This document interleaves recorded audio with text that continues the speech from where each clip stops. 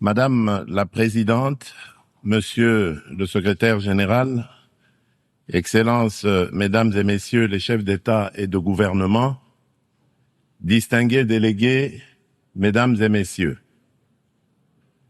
je voudrais avant toute chose adresser mes vives félicitations à Madame Annalena Baerbock pour son élection à la présidence de la 80e session ordinaire de l'Assemblée générale des Nations unies.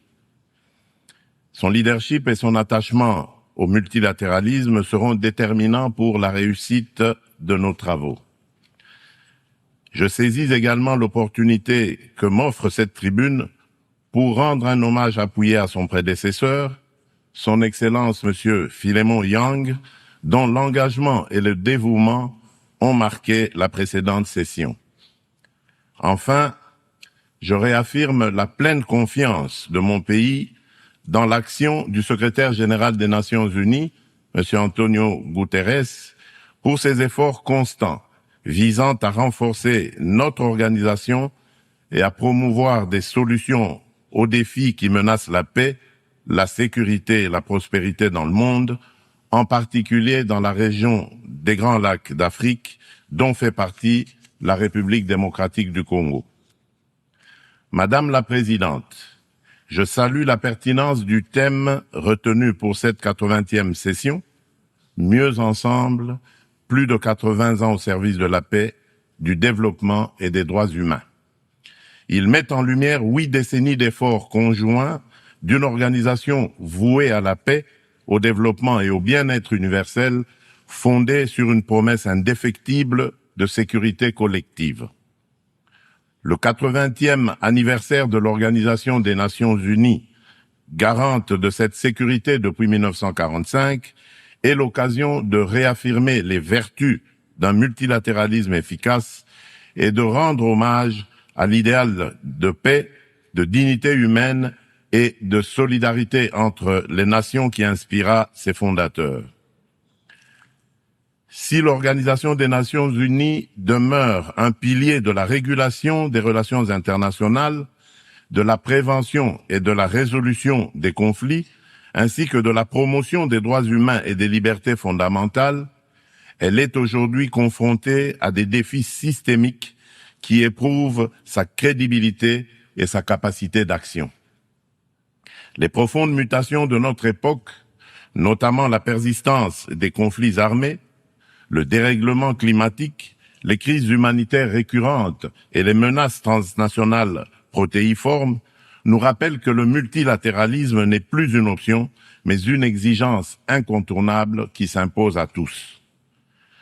Nous restons convaincus que les réponses aux défis du XXIe siècle ne peuvent émerger que de solutions collectives fondées sur la coopération, la justice et la responsabilité partagée.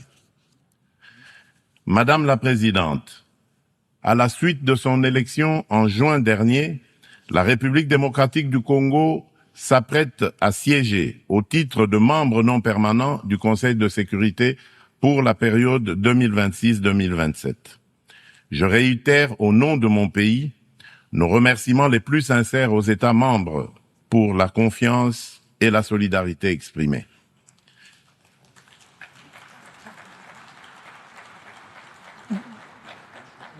Notre participation sera résolument constructive et holistique. Elle s'articulera autour de 2 priorités indissociables, paix et sécurité d'une part, et prévention et résolution des conflits d'autre part. Nous entendons également contribuer activement à l'élaboration et à la mise en œuvre du nouvel agenda pour la paix afin d'apporter, à la lumière de notre potentiel et de notre expérience, une impulsion à la réforme des opérations de maintien et de consolidation de la paix, ainsi que à l'adaptation du système de sécurité collective des Nations Unies. S'agissant de la réforme du Conseil de sécurité, mon pays réaffirme la position commune africaine telle qu'énoncée dans le consensus des Zuluini et la déclaration de Sirte. c'est-à-dire l'Afrique doit bénéficier de 2 sièges supplémentaires dans la catégorie des membres non permanents et de 2 sièges dans celle des membres permanents, avec les mêmes droits, y compris le droit de veto, les mêmes privilèges et les mêmes obligations que les membres permanents actuels.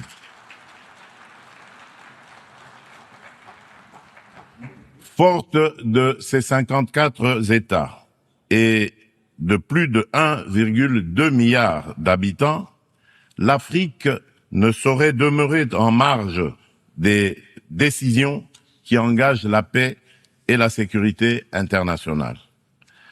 Madame la Présidente, un autre axe prioritaire concerne l'exploitation illégale des ressources naturelles, l'une des causes majeures et persistantes des conflits.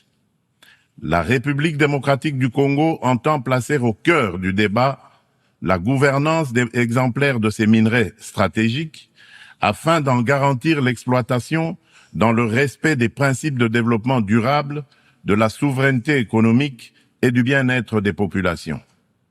À l'échelle mondiale, rompre le lien toxique entre rente minière et financement de groupes armés non étatiques exige une approche intégrée fondée sur l'harmonisation des règles de diligence raisonnable et de traçabilité, de la mine aux consommateurs, la transparence intégrale des chaînes d'approvisionnement et des bénéficiaires effectifs, des mécanismes de contrôle et d'audit indépendants, une coopération opérationnelle renforcée entre autorités douanières, judiciaires et financières, des sanctions ciblées et effectives contre les trafiquants et leurs réseaux de facilitation et une lutte résolue contre la corruption adossée à des normes de bonne gouvernance, à la publicité des contrats et à la traçabilité des paiements. Bien entendu, les dimensions des droits humains et de justice transitionnelle, ainsi que les agendas femmes, paix et sécurité et jeunesse, paix et sécurité demeurent indissociables de cette action. Leur prise en compte effective est la condition d'une paix juste, durable et inclusive. Madame la Présidente, à la veille de la mise en place de la commission d'enquête indépendante décidée par le Conseil des droits de l'homme des Nations Unies sur les massacres perpétrés il y a quelques mois par nos agresseurs et leurs supplétifs dans l'Est de mon pays, je lance un appel solennel à la communauté internationale. Elle a le devoir moral et politique de soutenir cette démarche essentielle afin d'établir la vérité, rendre justice aux victimes et jeter les assises d'une paix durable ancrée dans la mémoire et la responsabilité partagée. Madame la Présidente, alors que la planète se réchauffe et que les marginalisations s'aiguisent, ainsi et que les conflits se multiplient, le diagnostic qui avait inspiré en juillet 2023 la vision du nouvel agenda pour la paix du secrétaire général demeure pleinement d'actualité. Le monde est désormais confronté à des crises multiformes et profondes. Les fondamentaux de la prévention se sont affaiblis. Et le droit international, jadis puissamment rappelé par la Charte des Nations Unies, qui enjoint les États à s'abstenir de recourir à la menace ou à la force, est trop souvent bafoué. Notre système de sécurité collective en est ébranlé. Il ne saurait survivre à un sursaut de solidarité d'intérêt et de respect des règles. Dans ce contexte, la rhétorique guerrière regagne du terrain et l'on assiste impuissant au retour des vieux démons, agressions armées, guerre de prédation des ressources et de conquête d'espaces vitaux qui n'épargnent aucun continent. Tandis que la guerre entre Israël et le Hamas ravage la bande de Gaza, avec le risque d'une extension régionale, et que se poursuit le conflit russo-ukrainien, d'autres foyers s'embrasent au Yémen, en Birmanie et en Syrie. Le conflit armé qui perdure dans mon pays en est une illustration tragique. Depuis 3 décennies, la paix et la sécurité sont brisées à l'est de la République démocratique du Congo. Cette guerre s'est muée en une entreprise prédatrice. Elle dépasse depuis longtemps les seules dimensions militaires ou géopolitiques. Elle vise à piller nos ressources, effacer notre mémoire collective et détruire nos communautés. Les conséquences sont désastreuses. Des millions de morts, des familles décimées, près de 7 millions de déplacés internes, femmes et enfants pris pour cible, des villages rayés de la carte, des générations sacrifiées. Dans plusieurs régions de l'Est, tous les marqueurs d'un projet d'extermination sont réunis. Les Nations Unies elles-mêmes, à travers le rapport Mapping, ont documenté l'ampleur des atrocités. Ce n'est pas seulement un conflit, c'est un génocide silencieux qui frappe le peuple congolais depuis plus de 30 ans.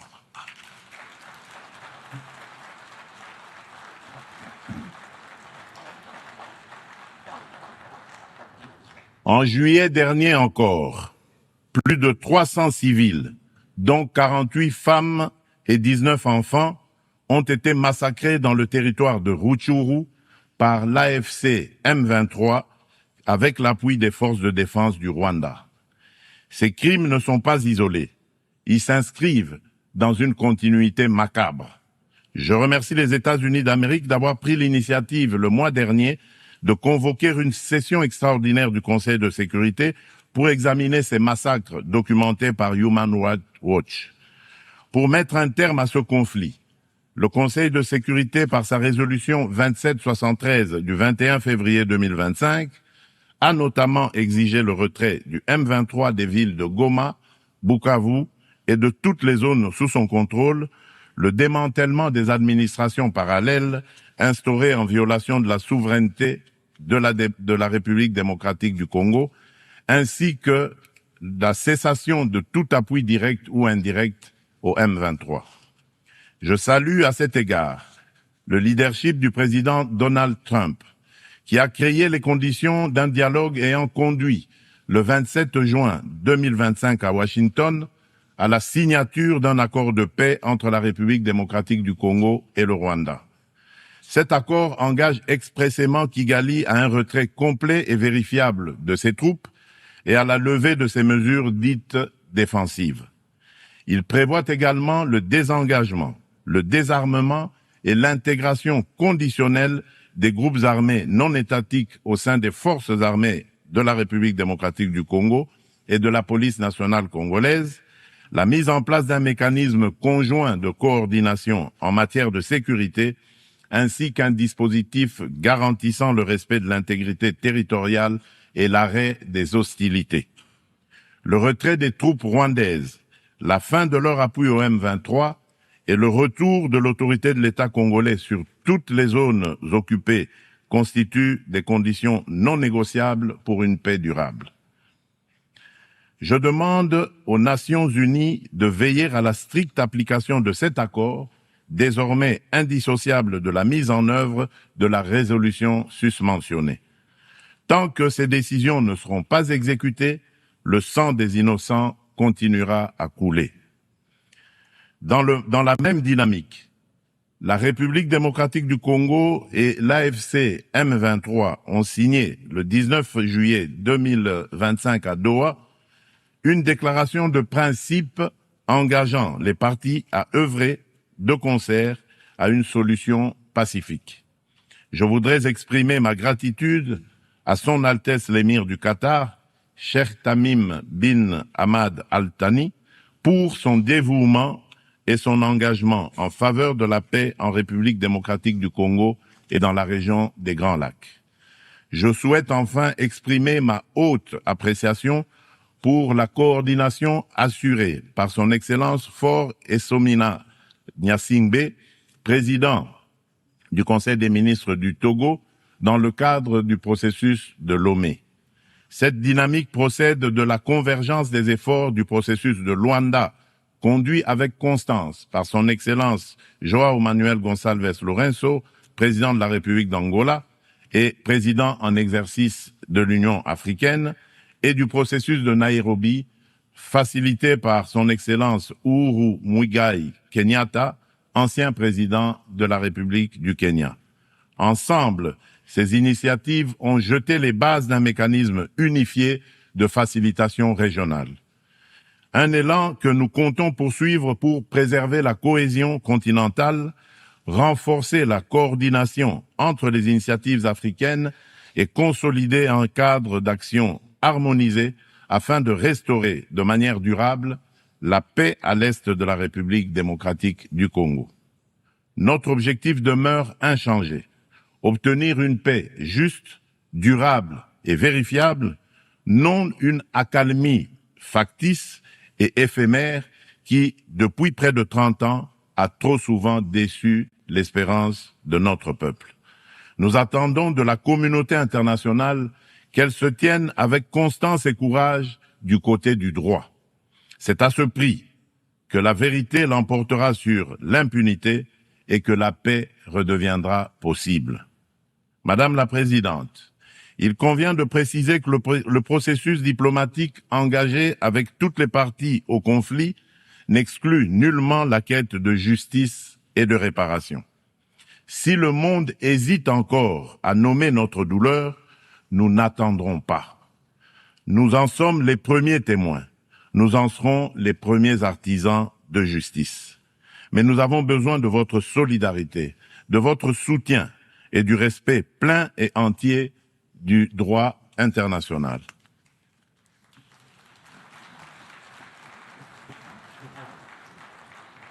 La République démocratique du Congo ne sollicite ni charité ni commisération. Elle exige justice, vérité et dignité.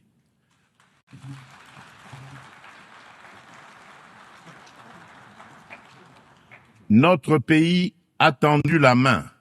Nous avons signé des accords de paix, accepté le dialogue, pris des engagements pour la réconciliation. Mais une paix factice, bâtie sur l'impunité et l'oubli, n'est qu'un armistice précaire.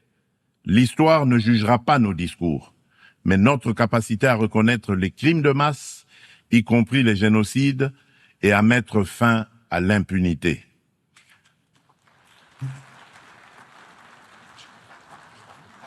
Madame la Présidente, la République démocratique du Congo est un pays de vie, de richesse naturelle et de résilience humaine. Nous voulons contribuer à la paix mondiale, mais la paix commence par la reconnaissance de notre propre tragédie. J'adresse à cette Assemblée un appel solennel.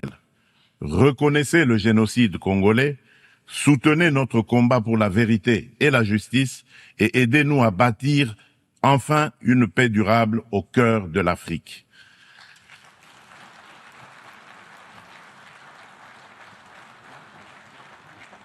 Nous demandons que les Nations Unies instaurent un régime de sanctions ciblées contre les auteurs des crimes économiques, mais aussi des crimes de guerre, crimes contre l'humanité et crimes de génocide commis à l'est de mon pays, et qu'elles soutiennent toutes les actions visant à tarir les circuits illicites d'approvisionnement en minerais qui financent depuis des décennies la guerre et la tragédie humaine.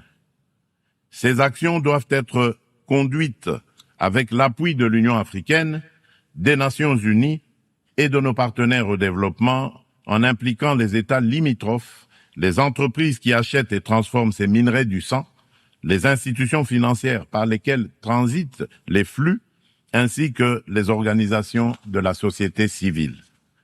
Je le dis solennellement devant cette Assemblée. La communauté internationale a le devoir moral et politique de reconnaître cette tragédie pour ce qu'elle est, un génocide, et d'agir en conséquence. Le silence et l'inaction face à ces crimes s'apparentent à une complicité. Nous demandons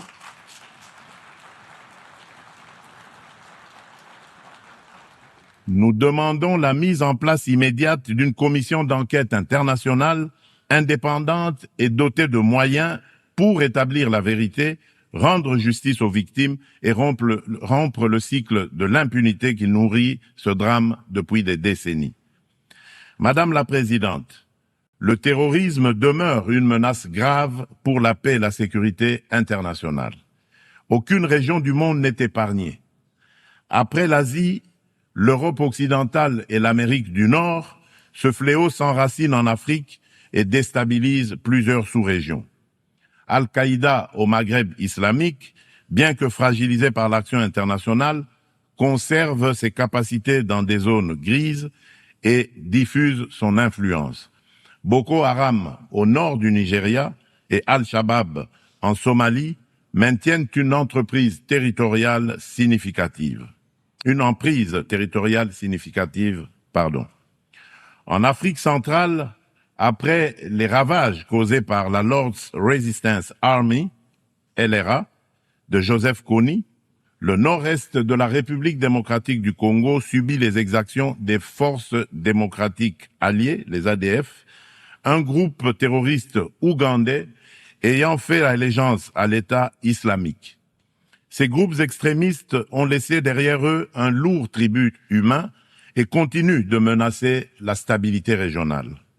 Membre de la coalition mondiale contre Daesh, la République démocratique du Congo appelle les Nations unies à s'engager plus résolument dans la mise en œuvre des recommandations de la dite coalition et du processus d'Aqaba, à savoir le partage renforcé de renseignements, l'assèchement des financements, la lutte contre la propagande et contre les sanctuaires, ainsi que le soutien accru aux communautés victimes dans le plein respect du droit international humanitaire. Madame la Présidente, face à l'urgence climatique, l'accord de Paris demeure le cadre juridique essentiel pour la redevabilité des États en matière d'émissions et d'adaptation afin de contenir le réchauffement à 1,5 degré Celsius. À ce titre, la République démocratique du Congo a adopté son plan national d'adaptation 2022-2026. Nous nous sommes engagés à arrêter et à inverser la perte de forêt et la dégradation des terres d'ici 2031, tout en promouvant un développement durable et une transformation rurale inclusive. Depuis décembre 2021, un ensemble de mesures soutient la restauration des paysages forestiers, notamment le programme Jardin scolaire pour 1 milliard d'arbres à l'horizon 2030, destiné à renforcer la séquestration du CO2 et la résilience des écosystèmes. Nous saluons l'adoption de la décision 5/CMA.5, établissant de nouveaux mécanismes de financement, y compris le fonds pour pertes et préjudices, afin de compléter les sources existantes et d'apporter des réponses concrètes aux pays les plus exposés. Forte d'un potentiel environnemental unique au monde, la République démocratique du Congo se tient au cœur des solutions. Elle est prête à mobiliser ses atouts naturels au service du climat global, à condition que les engagements financiers soient prévisibles, accessibles et à la hauteur des impératifs écologiques et humains. Madame la Présidente, permettez-moi d'aborder aussi la question des défis énergétiques et de la protection de nos écosystèmes en rappelant que le bassin du Congo abrite la deuxième plus grande forêt tropicale du monde, considérée par de nombreux scientifiques comme le premier puits de carbone terrestre, ainsi qu'un vaste réseau hydrographique dominé par le fleuve Congo, deuxième au monde par son débit. Ces ressources vitales sont gravement menacées par des activités destructrices, déforestation, exploitation illégale, pollution, souvent alimentées par des conflits armés récurrents qui s'apparentent à de véritables crimes contre la nature. C'est pourquoi la République démocratique du Congo soutient l'initiative portée par le Vanuatu, Fidji et Samoa visant à ériger au plan international l'écocide en incrimination autonome pour sanctionner les actes illicites ou arbitraires causant à l'environnement des dommages graves. Madame la Présidente, l'adoption du pacte pour l'avenir rappelle l'urgence d'accélérer la mise en œuvre des objectifs de développement durable à 5 ans de l'échéance de 2030. La République démocratique du Congo a inscrit cet impératif au cœur de son action à travers le plan national stratégique de développement 2024-2028 qui place l'homme congolais au centre des priorités et intègre les 3 dimensions du développement durable, environnemental, social et économique. Ce plan s'articule autour d'orientations nettes, à savoir consolider la sécurité et la gouvernance démocratique, moderniser les infrastructures et le climat des affaires, protéger l'environnement et garantir l'accès aux services sociaux de base, eau, assainissement, éducation, santé, électricité, etc. Le bilan demeure contrasté, car seuls les ODD 12 et 13 paraissent encore atteignables d'ici 2030, mais des progrès tangibles sont enregistrés. La gratuité de l'enseignement a permis à plus de 5 millions d'enfants de retourner à l'école. La couverture de santé universelle élargit l'accès à des soins de qualité. Les politiques d'autonomisation des femmes réduisent les disparités socio-économiques.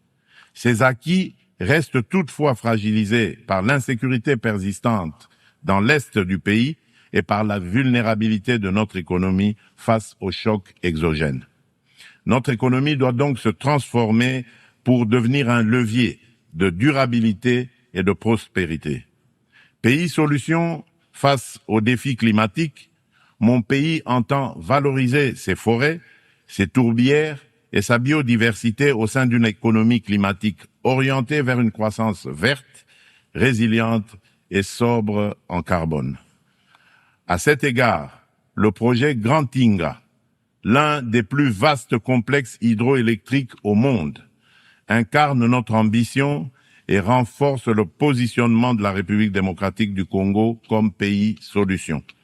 Fournir une énergie propre et compétitive pour électrifier nos territoires, décarboner notre industrie, soutenir l'intégration énergétique régionale et ouvrir la voie à de nouveaux usages, dont l'hydrogène vert. Cette trajectoire s'appuie sur le développement de marchés carbone intégrés, l'attraction d'investissements responsables et la création d'emplois décents et de moyens de subsistance durables pour nos communautés. Il reste cependant un obstacle majeur, la contrainte financière. Le fardeau croissant de la dette publique africaine, conjugué aux flux financiers illicites, réduit nos marges de manœuvre. Les besoins additionnels pour atteindre les ODD en Afrique sont estimés à 1 600 milliards de dollars. Dans le même temps, les sorties illicites de capitaux minent nos devises et notre stabilité macroéconomique. D'où la nécessité d'une réforme urgente de l'architecture financière internationale afin de garantir aux pays en développement un accès juste et prévisible à des financements concessionnels alignés sur leur trajectoire nationale, y compris via une meilleure recanalisation des DTS, la capitalisation des banques multilatérales de développement, des facilités de liquidité contracycliques et une lutte renforcée contre les flux illicites. Madame la Présidente, depuis mon accession à la magistrature suprême de mon pays, la République démocratique du Congo, j'ai impulsé à la conduite de la chose publique une dynamique nouvelle intégrant systématiquement la dimension genre à tous les niveaux afin d'assurer une présence accrue des femmes dans les instances de décision. À titre illustratif, la part des femmes au sein du gouvernement est passée de 17% en 2019 à 32% en 2025.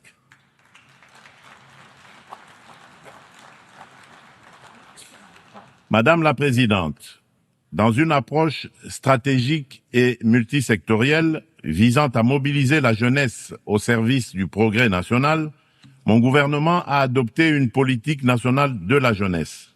Celle-ci consacre l'engagement de l'État à faire de la participation pleine et entière des jeunes à la vie de la nation une priorité transversale assortie d'objectifs clairs et mesurables. Madame la Présidente, La République démocratique du Congo aspire à la paix, à la justice et au développement. Elle est prête à agir à vos côtés pour une organisation des Nations Unies plus forte, plus inclusive et plus juste. Forte de ses atouts humains, naturels et stratégiques, mon pays entend les mettre au service d'un avenir meilleur pour les générations futures de notre maison commune, la planète Terre. Que Dieu bénisse l'humanité et nous accorde la grâce d'une paix véritable et durable entre toutes les nations du monde. Je vous remercie.